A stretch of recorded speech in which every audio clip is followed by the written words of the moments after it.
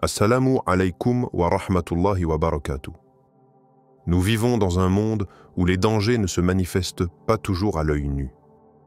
L'envie qui ronge les cœurs, les forces invisibles qui cherchent à semer le trouble et l'obscurité dans nos vies, tout cela peut nous affecter sans que nous en soyons pleinement conscients. C'est dans cette réalité subtile que la sourate Al-Falaq prend toute sa place. Elle est cette lumière divine, ce refuge sacré offert par Allah pour nous protéger des ténèbres cachées. Aujourd'hui, ensemble, ouvrons notre cœur à la sagesse de cette sourate et découvrons comment elle devient une armure spirituelle puissante, capable de dissiper les ombres invisibles qui nous guettent chaque jour. 1. Al-Falaq, un refuge contre l'envie. L'envie est un mal qui ronge l'âme en silence. Elle ne se montre pas toujours au grand jour, elle ne crie pas, elle ne frappe pas, mais elle se faufile. Elle glisse dans les cœurs comme une ombre froide et invisible. Elle commence par un simple regard, une pensée passagère, une insatisfaction mal gérée. Et, sans que l'on s'en rende compte, elle s'installe. Elle observe, elle compare, elle juge et elle détruit. L'envie, dans sa forme la plus subtile, est souvent minimisée. On la confond avec une simple jalousie, un sentiment naturel. Pourtant, elle va bien au-delà. L'envie peut atteindre une personne sans même qu'elle le sache. C'est un mal qui peut venir de l'extérieur, d'un regard envieux posé sur une bénédiction que tu portes. Mais elle peut aussi naître à l'intérieur, dans ton propre cœur, si tu ne le purifies pas.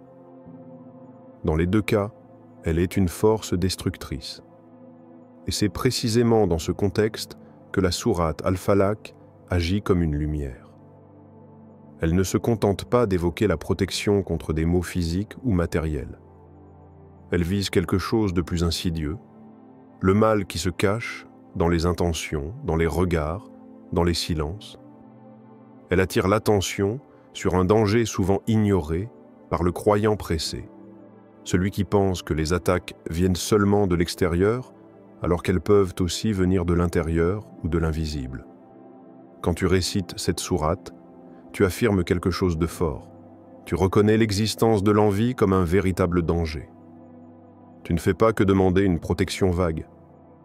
Tu désignes une menace précise, le mal de l'envieux quand il envie. Cette précision n'est pas anodine. Elle montre que ce mal peut devenir actif, nuisible, dès l'instant où il se manifeste consciemment dans le cœur d'une personne. Mais alors, comment agit Al-Falaq comme refuge contre cela? La réponse se trouve dans la posture du croyant. Celui qui récite cette sourate reconnaît que sa propre force est limitée. Il sait qu'il ne peut pas tout voir, qu'il ne peut pas anticiper tous les dangers, ni déjouer toutes les intentions mauvaises dirigées contre lui. Il reconnaît que, parfois, la bénédiction qu'il porte est perçue comme une provocation pour celui qui ne comprend pas le sens du destin. Le refuge, ici, n'est pas une simple demande d'aide. C'est un acte de confiance.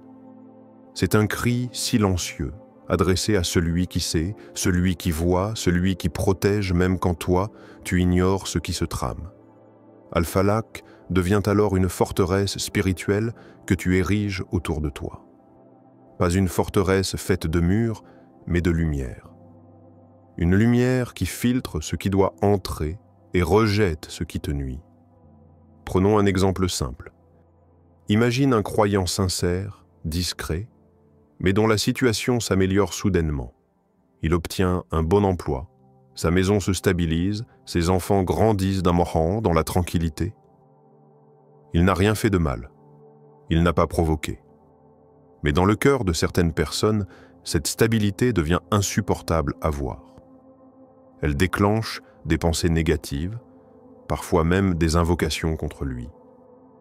Ce n'est pas toujours volontaire, mais cela suffit à créer un poids spirituel autour de lui. C'est ici que la sourate Al-Falaq prend tout son sens. En la récitant, matin et soir, il réaffirme que ses bénédictions sont protégées. Il rappelle que la source de tout bien vient d'Allah et que seul lui peut préserver ce bien contre les regards tordus ou les langues mauvaises. Mais ce n'est pas tout. Le croyant doit aussi faire un travail sur lui-même. Car l'envie ne touche pas uniquement de l'extérieur. Elle peut aussi s'infiltrer dans notre propre cœur. Lorsque tu vois une personne réussir, lorsque tu entends une bonne nouvelle pour quelqu'un d'autre, que ressens-tu réellement? Une joie sincère ou une petite voix qui te dit « Et moi? Pourquoi pas moi ?» Si cette voix existe, alors tu dois aussi te protéger contre toi-même. Al-Falaq devient alors un outil d'autoréflexion. Elle te pousse à purifier ton intention, à corriger ta perception des autres, à remplacer la comparaison par la gratitude. Et surtout, elle t'enseigne que la paix ne vient jamais de la possession des choses, mais de la confiance placée en Allah. Finalement, la sourate Al-Falaq n'est pas qu'une simple lecture à voix haute. C'est un acte de foi, un rappel que le danger ne dort jamais, mais que la protection d'Allah est toujours active pour celui qui la cherche sincèrement.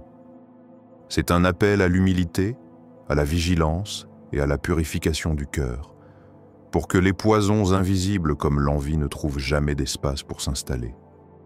2. Se protéger des ténèbres invisibles.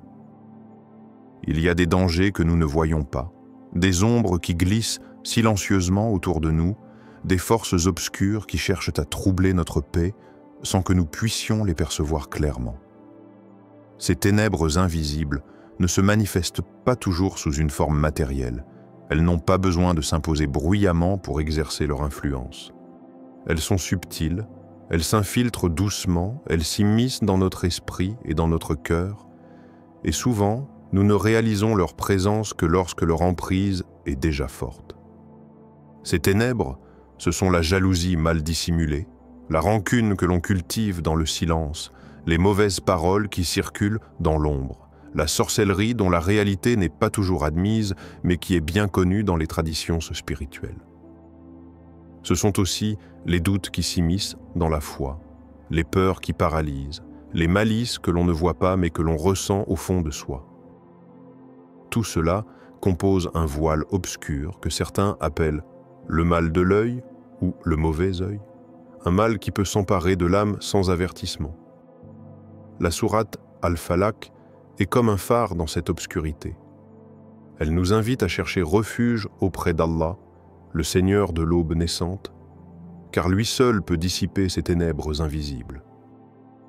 Quand nous prononçons ces mots, nous faisons une demande claire et puissante. Que la lumière divine éclaire ces zones d'ombre qui cherchent à nous envelopper. Que la protection d'Allah repousse toute force qui agit dans le secret. Imagine un instant un voile noir qui tente de s'abattre sur ta vie. Ce voile, tu ne le vois pas toujours, mais tu en ressens le poids. Tes pensées deviennent lourdes, ton cœur s'alourdit, et tu te sens isolé sans comprendre pourquoi. Parfois, c'est une baisse soudaine d'énergie, un sentiment inexplicable de malaise, une série d'échecs ou de conflits qui semblent s'enchaîner sans raison. Ces signes peuvent être l'œuvre des ténèbres invisibles qui cherchent à te déstabiliser. Al-Falaq nous rappelle que ce voile peut être levé.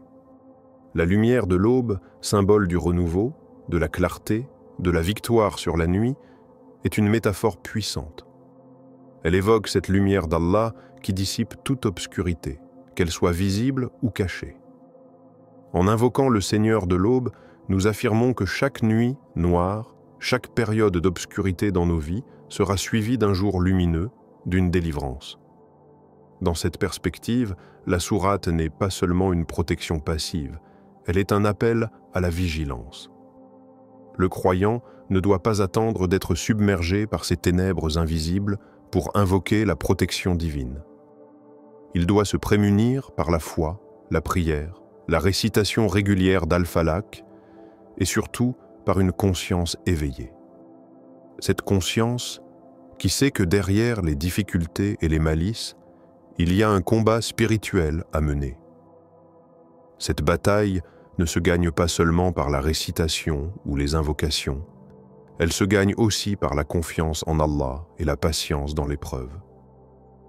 En gardant le cœur pur et en cherchant la lumière, le croyant repousse ces ténèbres invisibles. Il cultive une foi qui ne vacille pas face aux attaques sournoises. Une foi qui fortifie l'âme et la protège. Dans de nombreuses traditions spirituelles, on parle du mauvais œil, d'influences négatives qui viennent parfois des autres, de l'envie ou de la haine cachée. Ce mal, même s'il n'est pas visible, peut causer de vrais dommages dans la vie d'une personne. La sourate Al-Falaq s'adresse directement à ce mal, en demandant à Allah de nous protéger du mal, de l'envie quand elle envie. Ce verset est un rappel que ces forces sont réelles, que leur impact peut être tangible, mais que la puissance d'Allah est plus grande encore. Il est important aussi de comprendre que la protection divine ne signifie pas une vie sans difficulté. Elle ne garantit pas que les épreuves n'existeront pas, mais elle assure que la lumière d'Allah sera toujours là pour soutenir, guider et renforcer le croyant face à ce qu'il ne voit pas. Par ailleurs, cette protection demande aussi un engagement personnel. Le croyant est invité à purifier son cœur, à éviter de nourrir la jalousie ou la rancune, car ces sentiments créent eux-mêmes des ténèbres dans l'âme. C'est une invitation à la vigilance intérieure autant qu'à la demande d'aide extérieure. On ne peut espérer être protégé des ténèbres invisibles si l'on nourrit soi-même l'obscurité dans son propre cœur. Enfin, se protéger des ténèbres invisibles, c'est aussi faire preuve de compassion envers les autres. Comprendre que ceux qui nous entourent peuvent eux aussi être affectés par ces malaises invisibles, ces forces négatives. En gardant une attitude de bienveillance et de pardon, on contribue à éclairer le monde autour de soi, participant ainsi à dissiper ces ombres qui cherchent à se répandre. Al-Falaq est donc plus qu'une simple sourate. C'est une invitation à ouvrir les yeux de l'âme, à reconnaître l'existence de ce combat spirituel invisible et à s'armer de la lumière divine pour traverser les épreuves. C'est un appel à ne pas sous-estimer ce que l'on ne voit pas et à se tourner vers celui dont la puissance embrasse tout, visible et invisible. Ainsi, lorsque tu récites Al-Falaq, souviens-toi que tu prononces un pacte avec la lumière d'Allah. Tu te places sous sa protection contre toutes les forces qui, dans l'ombre, cherchent à te faire du mal. Tu affirmes que tu refuses d'être prisonnier des ténèbres invisibles, que tu choisis la clarté et la paix intérieure malgré les épreuves. La pratique quotidienne, faire d'Al-Falaq une habitude. Dans la vie d'un croyant, la protection divine n'est pas une option occasionnelle, mais une nécessité constante. La sourate Al-Falaq, avec sa puissance spirituelle unique, est une arme précieuse mise à notre disposition. Pourtant, comme toute arme, son efficacité dépend de l'usage que l'on en fait. Réciter Al-Falaq une seule fois, lors d'un moment de détresse, peut apporter un soulagement, mais c'est dans la constance et la régularité que cette protection trouve toute sa force. Prendre l'habitude de réciter Al-Falaq, matin et soir, est une démarche pleine de sens. C'est établir une connexion quotidienne avec celui qui détient le contrôle absolu sur l'aube, sur la lumière qui dissipe l'obscurité.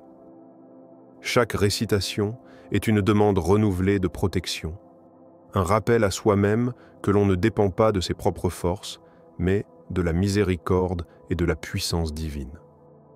Cette habitude spirituelle agit à plusieurs niveaux. D'abord, elle fortifie le cœur, qui se sent entouré d'une barrière invisible mais réelle. Le simple fait de prononcer ces mots avec conscience et foi crée un état de sérénité intérieure qui apaise les inquiétudes et chasse les peurs. La répétition régulière ancre cette protection dans le quotidien, comme un bouclier qui se dresse devant toutes les formes de mal. Ensuite, cette pratique développe la vigilance. Elle rappelle que le mal, sous toutes ses formes, peut surgir à tout moment et que la foi doit être entretenue avec soin. Réciter Al-Falaq devient alors un acte de défense spirituelle proactive, une manière d'anticiper les dangers invisibles avant même qu'ils n'atteignent le croyant. Il est important de comprendre que la récitation ne doit pas être mécanique. Elle doit s'accompagner d'une intention sincère, d'un cœur humble et confiant. Chaque mot prononcé est une invitation à méditer sur la grandeur d'Allah et sur sa capacité à protéger de tous les maux, visibles ou invisibles. Cette méditation transforme la récitation en un acte de foi vivant qui nourrit l'âme et l'esprit. De plus, intégrer Al-Falaq dans sa routine de prière ou dans ses moments de méditation quotidienne, c'est renforcer sa résilience face aux épreuves. Lorsque les épreuves surviennent, que les difficultés s'accumulent, ce refuge spirituel devient un soutien essentiel, un rappel que la lumière divine est toujours là pour éclairer le chemin. Cette habitude protège aussi contre la lassitude spirituelle, cette sensation d'éloignement qui peut parfois envahir le cœur. En revenant sans cesse à cette sourate, le croyant renouvelle son engagement, ravive sa foi et restaure son lien avec la source de toute protection. On peut aussi accompagner la récitation d'Al-Falaq d'autres gestes spirituels, le fait de chercher à purifier son environnement, d'éviter les discussions toxiques, de s'entourer de bonne compagnie, de pratiquer la gratitude pour ce que l'on a. Tous ces actes renforcent la barrière protectrice, car la lumière d'Allah se manifeste aussi dans les actions. Cette démarche est également un appel à la patience. La protection divine ne signifie pas que les difficultés disparaissent immédiatement.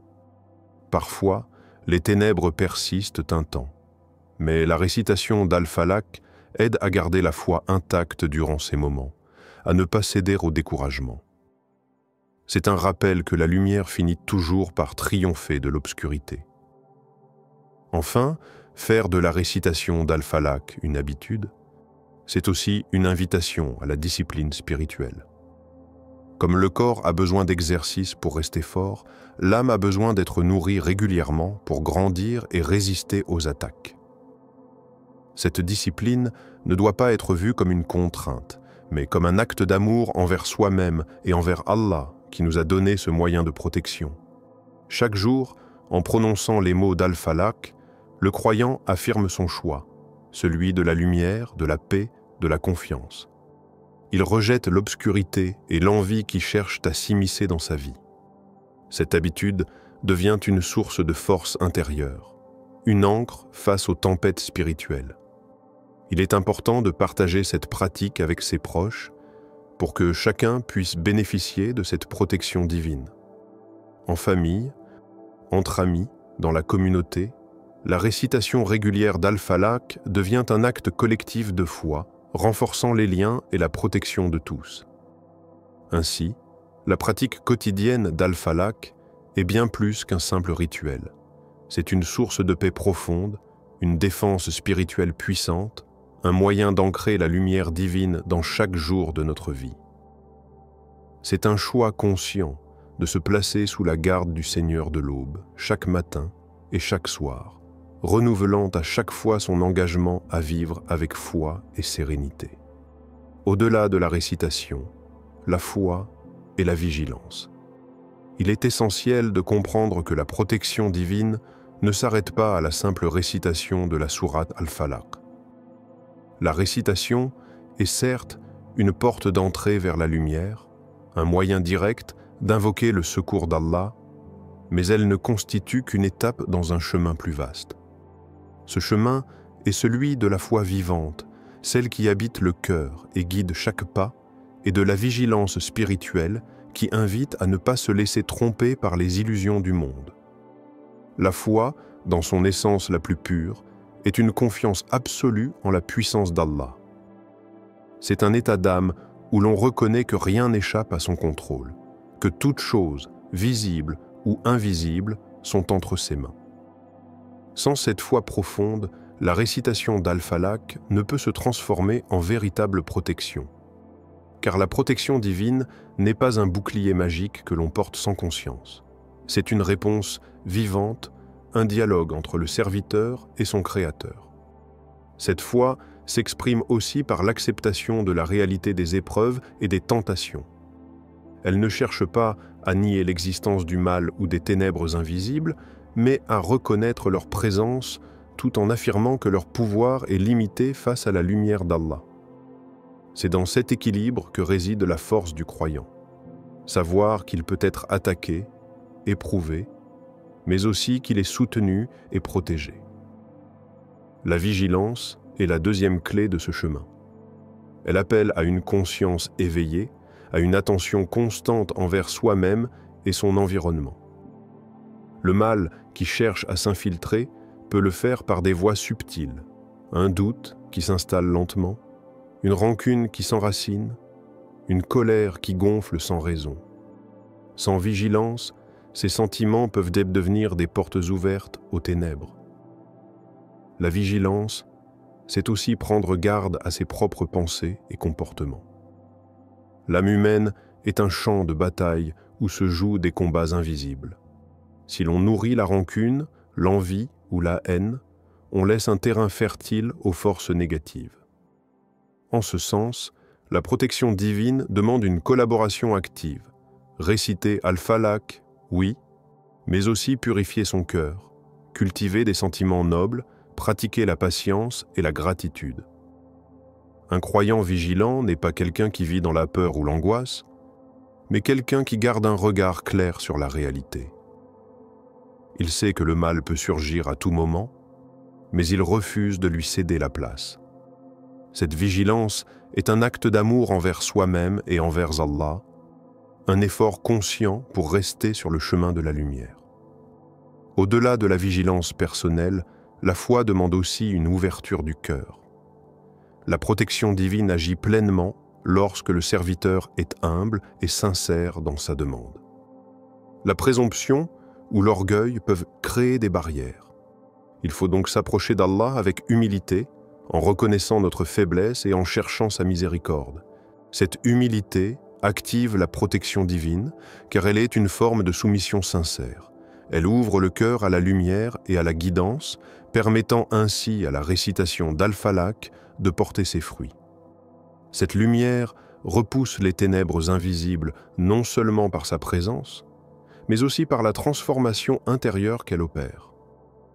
Il est aussi important de noter que la protection divine ne supprime pas nécessairement toutes les difficultés. Parfois, les épreuves sont un moyen de purification, un chemin vers une foi plus profonde.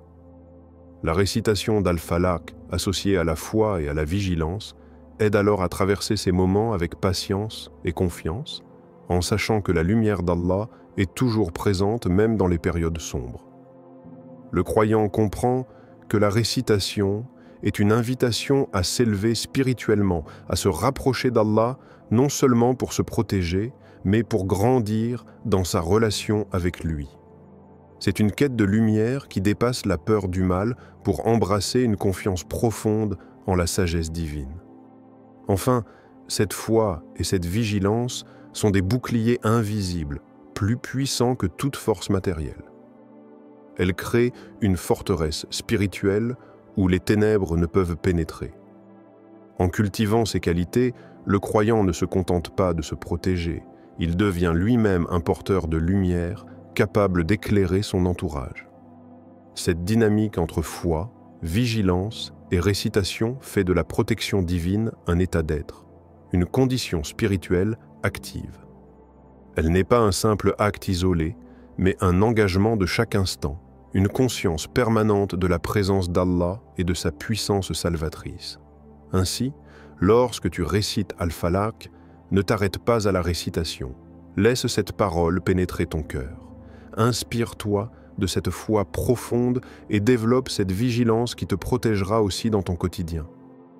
C'est dans cette alliance que la protection divine trouve son expression la plus complète et la plus durable. Qu'Allah vous protège toujours des ténèbres visibles et invisibles et qu'il fasse de la sourate Al-Falaq une lumière constante dans vos vies. Si cette vidéo t'a apporté un apaisement ou une prise de conscience, n'hésite pas à la partager avec ceux qui en ont besoin. N'oublie pas de t'abonner à la chaîne Al-Huda pour recevoir d'autres rappels et éclairages sur la foi et la spiritualité.